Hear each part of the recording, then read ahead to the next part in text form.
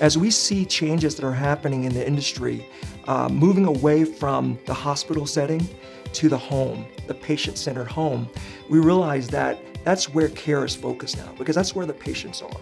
We know the national average for medication compliance outside of the hospital in the home, for instance, is roughly 50%.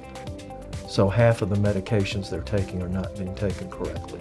Universally, if you talk about the readmit problem as it relates to medications, medication management, adverse drug events, and so forth, that's thought to be, if you look at the literature, about a $300 billion a year problem. This is no small issue. Staying on that medication is critical. You know, if you think about all of the research and development dollars that go into pharmaceuticals, and to think that only half of them in the home environment are being taken correctly or taken at all, that's a big miss. Taking care of patients once they leave the hospital is a tremendous challenge. And it's going to require a way of doing things a little differently. And that's what we offer, this patient-centered pharmacy home that really addresses those high risk for readmission chronically ill patients who tend to use a lot of healthcare services. And remote medication management becomes a tool that the care team uses to extend their care outside of their facility into the patient's home. I think we are trying to transition outpatient pharmacy from a profession that counts to a profession that performs.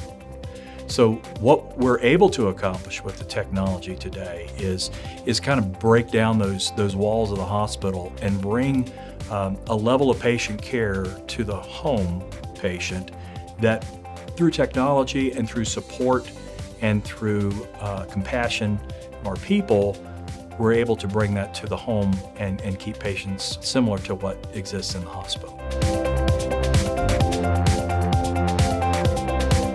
Patients see this as a negative, like I need a cane now because I can't walk, or I need this med machine because I can't manage that, where in the reverse is actually true. If we can take that burden off of them, they can live their life and do other things and not have to worry about their med management. And if they're being compliant, then they're not as likely to be ill or in the hospital or some of those things. So the perception is we're a negative, and I think the reality is we're helping them stay independent longer on their own, so they don't have to worry about this piece. Having somebody to help you. You know, just that gentle reminder of, hey, it's time to take your meds, and having it all be in one place. Medication management, when patients are looking at this, many of them would admit that they don't need help. They're first to admit that they don't need help. And they don't need perhaps a system or a device. But when they realize that they have a tool, a resource that becomes a part of everyday life and helps them to stay on track.